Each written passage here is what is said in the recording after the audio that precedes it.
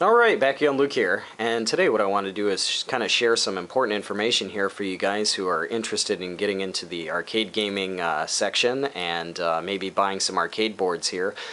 Some things to really be careful about. Up until now, I've really been able to distinguish the difference between the Jamma compatible boards and the non-Jamma compatible boards, but this is the first board that I've actually come across that actually kind of threw me for a loop.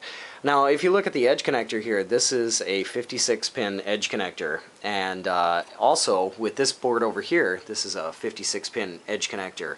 But these boards are not the same, and I was looking over some of the schematics, and I plugged this board in thinking it was Jamma compatible, and that was probably my biggest mistake here, because if you look at the end here, you'll notice that there's 1, 2, 3, 4, 5, 6, 7 pins, and then there's a notch cut out for the key.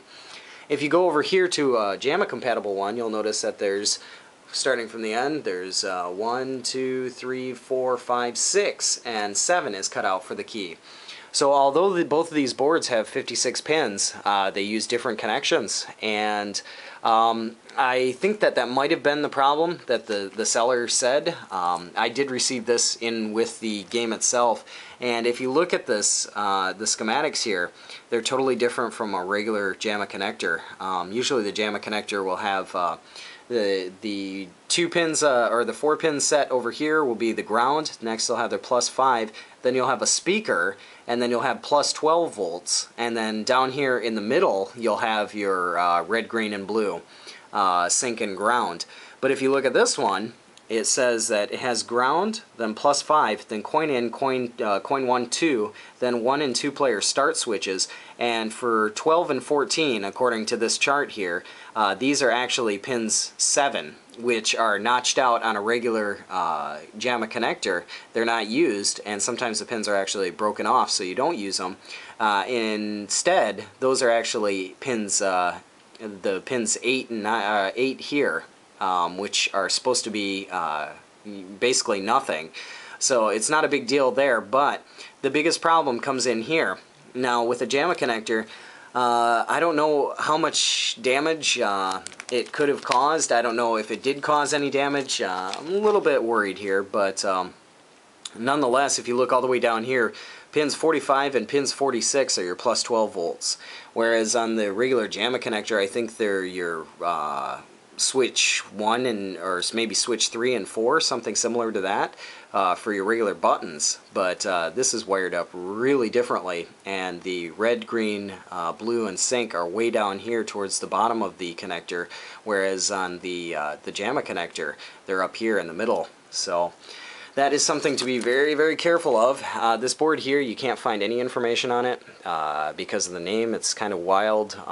You know, Sun tried to type it in and find out some info on it and wasn't able to find a lot of information on it. But although this does look like a regular Jamma connector, it's not.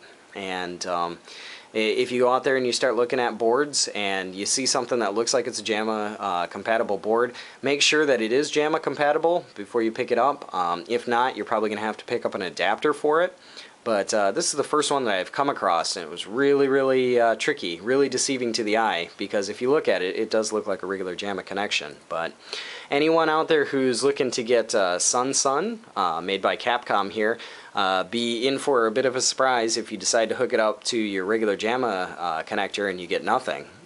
When I connected it up, I got nothing, so I instantly turned it off and thought, this is really weird. There's no sound. The seller said there was sound and all that, but there was nothing, so I went back over, checked the schematics, and sure enough, this thing is not a Jamma compatible board, and that is not something that the seller had mentioned at all. But thought I would share this with you guys here just to kind of help someone out so you don't wind up in the same position. And like I said, I don't know if there was any damage caused to this board. I don't know if someone had done the same thing or made the same mistake as I had just a few seconds ago. But nonetheless, to try and save someone else from making a possible mistake, make sure that you check these connections here along the side. Make sure it's Jamma compatible, and make sure that that you don't wind up plugging in a Jamma harness to something that's not Jamma compatible. But that's a little bit of some advice here for you guys if you're thinking about picking up some old arcade boards, especially Sun made by Capcom. And yeah, like always, I'll put up another video here soon, so thanks for watching.